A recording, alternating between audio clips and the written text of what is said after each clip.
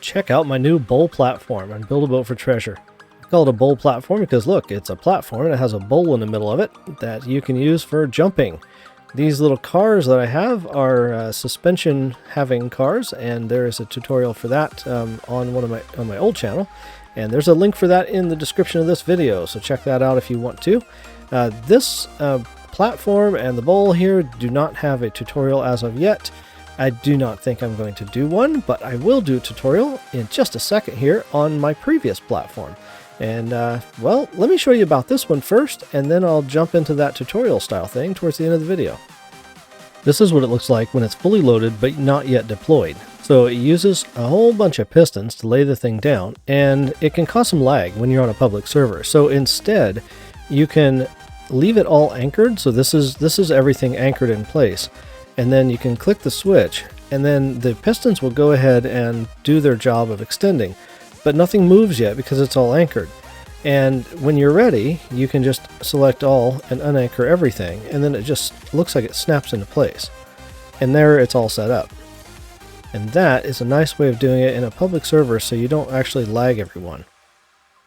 Then you can anchor that, and then jump in the vehicle and take off. I also wanted to show you the action of this platform while it's being laid down, so check this out.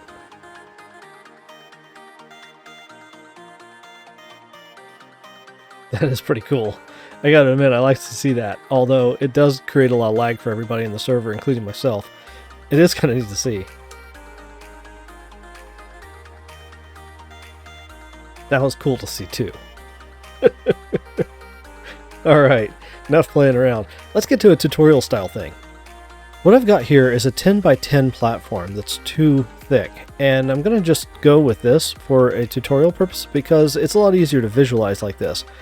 So I've got some rods selected here, and first I'm going to, since I've got this platform here, I'm going to move them, or rather clone them, by a nice even amount. I'm going to do 5, and that'll put them nice and close together so we can see it, so it's visibly on the screen, and that'll make it a lot easier to absorb.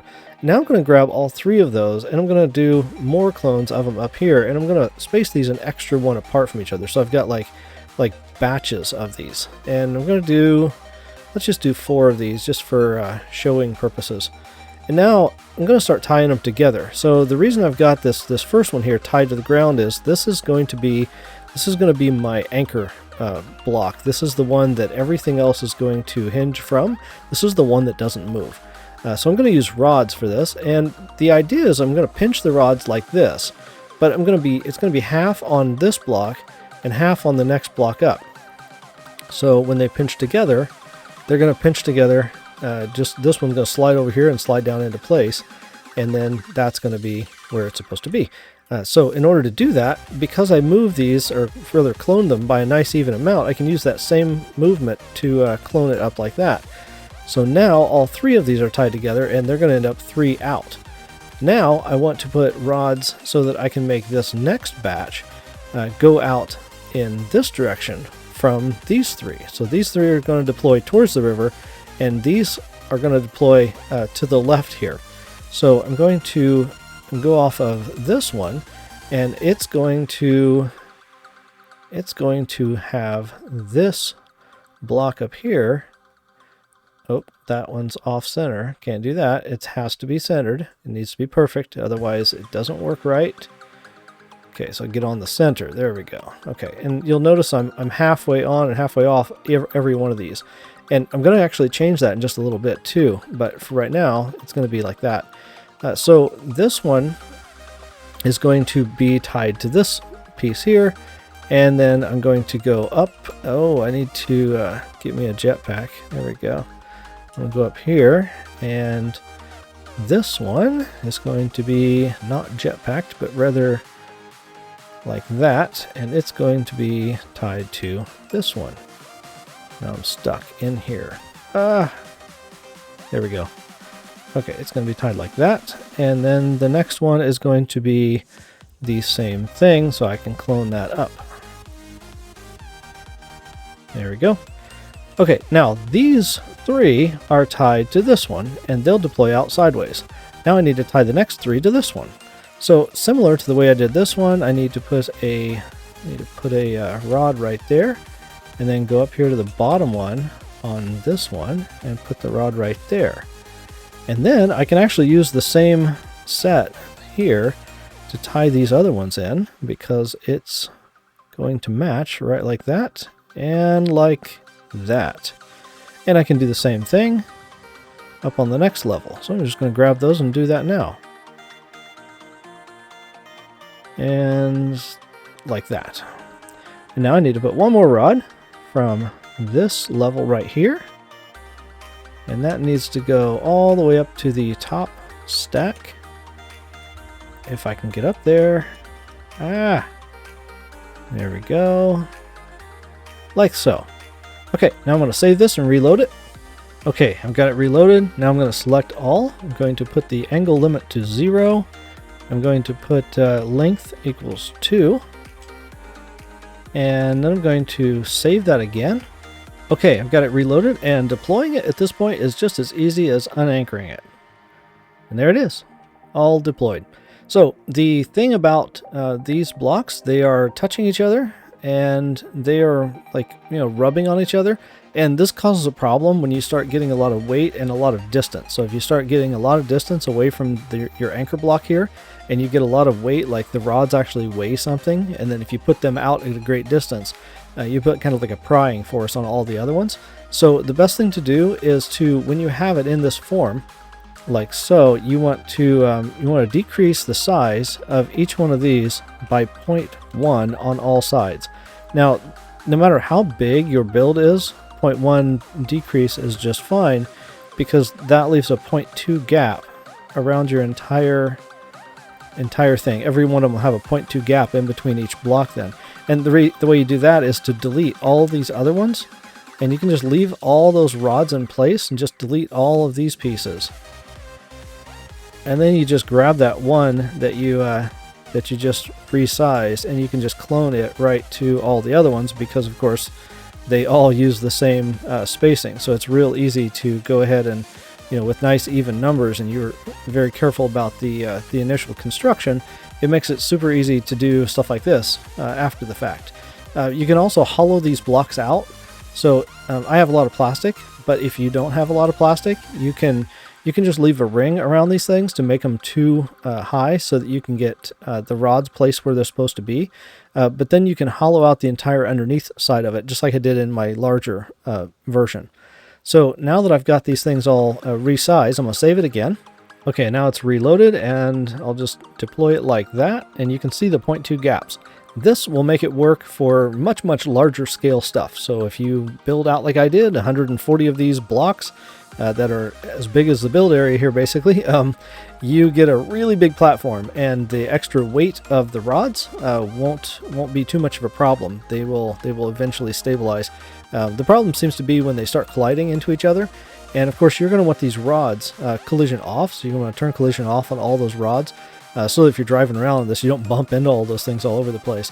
And then you can just invisible, like I did on the other one, and it works really well. Oh, I wanted to show you the pistons on that other one that I had, the bull ramp. Okay, with this thing reloaded again, I will reveal all, and now you can see all the pistons. So you can do these piston things in a couple of different ways. So mine are pre-extended, so I've extended them to a length, and deploying this shrinks all those pistons back down again. Now all of my pistons in the entire thing are all extended already, and their setting is very specific. They're set to a length of 10, and not 10.3, but 10. And that's important because I spaced all of these things a nice even amount. They're also a nice even number, large, so they're 200 by 200, and that allows me to do things like rotating these pieces here. So like I wanted this piece to be on multiple levels, rotated into multiple different angles. So it allows me to just find the center point of this build here, and then I can clone and rotate and mirror and do all kinds of stuff like that by knowing exactly where the center is. So that helps a lot when you're building on things. Also, consider the height. The difference in height between here and here, between these two panels, will be the limit of what you can build vertically on the entire platform. So if you want to build higher things on your platform when it's done, you'll need to put more space between these platforms here so you can build on them more. And let's see, so this one works kind of like the other one does, where this right here is the anchor for the entire thing. This, as the anchor, moves this bottom panel here into place, and then this ring of pistons here, this rod of pistons here, scoots it over that direction to the left. So then this panel ends up positioned right out here, right over top of my spawn area. And then the next panel gets pushed over. Let's see, this rod stack here ties to that panel, and it ties to this one up here, which then pushes that one into place right beside it. Yeah, so that one ties to this little gadget here, and then it ties down here on this end through this piece. If I can get a hold of that piece right there ties to this panel, and then it moves that one over to the right from this perspective, so that panel ends up right over here, and that you can see the curves, and this is the curve that goes right here on this corner down here. So anyway, you just kind of stack them like that, and the nice even numbers is what makes things work out really well. So there you go. There's it doesn't get terribly complicated. It's more a matter of volume. Just like that other one I just did the little tutorial thing on, I would encourage you to start this at a smaller scale, and then you can just scale it up. Once you learn how to do pistons at a smaller scale, scaling them up is just a matter of scale. That's all there's to it. This right here is an important lesson to know. The pistons, nothing sticks to the rod in the middle. So as you're setting things up, you can put something right between these. This piston and this piece of plastic here are not connected together right now. So this piston here is connected to the piece of plastic on this side, but this piston is connected to this piston and not to this piece right here. This piston comes around here and connects through this plastic to this one. So that is done so that you can have the nice even numbers that get this thing nice and flat. Anyway, there you go. I'm hoping that helps enough. I'm a little cautious about doing a tutorial on this because, well, I just worked on it until it worked, and didn't really follow a tutorial myself, so I know it can be done. Oh, there's my suspension on all of the little cars, if you were curious about that. That's what they look like. It looks messy, but it is very, very functional, and it works quite clean. Less lag, and it won't break because there's no springs involved, so that's kind of nice. The one thing that will happen on this is you'll fly off the edge when you come over here and you do a jump, and yeah, it can easily fling you off the edge. Let's see, I wonder what happens if I unanchor all this stuff and show you that while I've got the pistons revealed.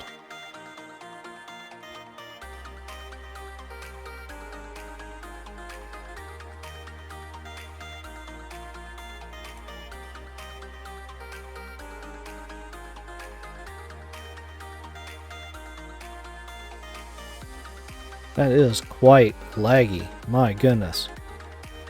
That's incredible. And I'm on a private server too, so there's nobody else in here that's causing any lag or anything. I do like how it assembles itself though. That's pretty sweet looking. I know people have done much, much bigger ones than this and much more complex things. This is just my first go at it, and it's plenty for me. So right now, I'm really liking it. You can see how the pistons and stuff stick up from the bowl there. I can see them poking through, and that's of course the stuff that you'd like to have, transparency, because it's no fun to see those, even if you're not going to run into them. Hope you guys have a great rest of your day. Hope you enjoyed the video. Please like and subscribe, and see you in the game. Bye.